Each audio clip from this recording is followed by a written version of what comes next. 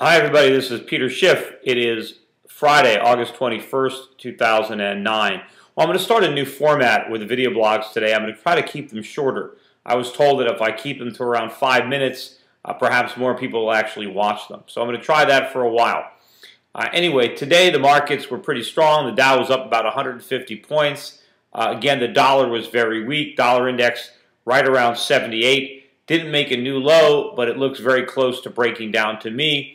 Again, the stock market is being supported by the belief that the worst of the economy is over, that the recession is turning around. All of this, of course, is not true. The worst is yet to come still. All we've done is artificially stimulate the economy, as I've said, and once the stimulus wears off, it's going to be a horrific hangover.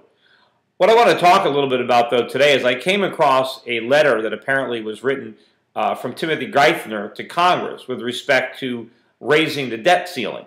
Now, of course, the whole concept of this debt ceiling is ridiculous because every time we get to the federal debt ceiling, they raise it. But what's the point of having a ceiling if you raise it every time you hit it? In effect, there is no ceiling. But in a letter to Congress, listen to what Geithner wrote. Quote, "It is critically important that Congress act before the limit is reached so that citizens and investors here and around the world can remain confident that the United States will always meet its obligations." Now, actually, it's the reverse.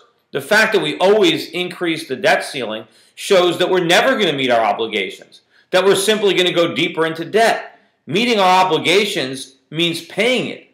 If we refused to raise the debt limit, that would be a signal to our creditors that we're going to meet our obligations. Because if we refuse to raise the debt ceiling, then we actually have to pay back the money we borrowed. Congress either has to raise taxes or preferably cut spending. But if they keep going deeper into debt, we never meet our obligations. We keep pushing them off to a later date, making default inevitable. Now also, he writes, Congress has never failed to raise the debt limit when necessary, because members of both parties have long recognized the need to keep politics away from this issue. These actions have traditionally received bipartisan support. This is clearly a moment in our history that calls for continuation of that tradition. Why would we want to continue the tradition of going deeper into debt? What we need is to break this tradition. According to Geithner, our representatives are showing courage by increasing the debt ceiling. That doesn't take any courage. That's the coward's way out. Courage would be to refuse to go deeper into debt and instead to make the necessary spending cuts to bring the budget under control. To actually pretend that Congress is doing something courageous with the bipartisan support of leading the country deeper into debt, we need the opposite. We need our elected officials to take a real stand, to refuse to pass an increase in the debt ceiling. That's what the country needs, not what Geithner says we need, which is more deficit spending. That's the opposite of what we need. We need to rein in the deficit spending, and the best way to do that is for our elected representatives to refuse to increase the debt ceiling.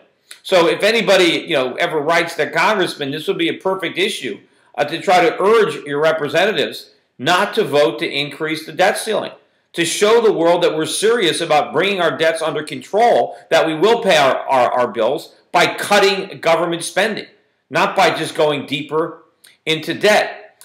And speaking of foolish policies which bring us deeper into debt, the government announced today that the Cash for Clunkers program is going to come to a conclusion on Monday. I wrote a commentary on my website, Europac.net, again pointing out the fallacy in the Cash for Clunkers program, and I proposed another program, Dough for Dumps, where the government would give us money to destroy our houses so that we can go into debt to buy new ones. It's the same concept, and it's the same fallacy. You can summarize it with Henry Hazlitt's broken window. We don't make ourselves richer by destroying things so that we can repair them or go into debt to replace them. This is an example of the foolish policies that have led to this predicament. Anyway, that's it for today. I'm trying to keep this blog at 5 minutes or less. I'm going to try to blog more often then and have more blogs of a shorter duration. Anyway, thanks everybody for listening and have a great weekend.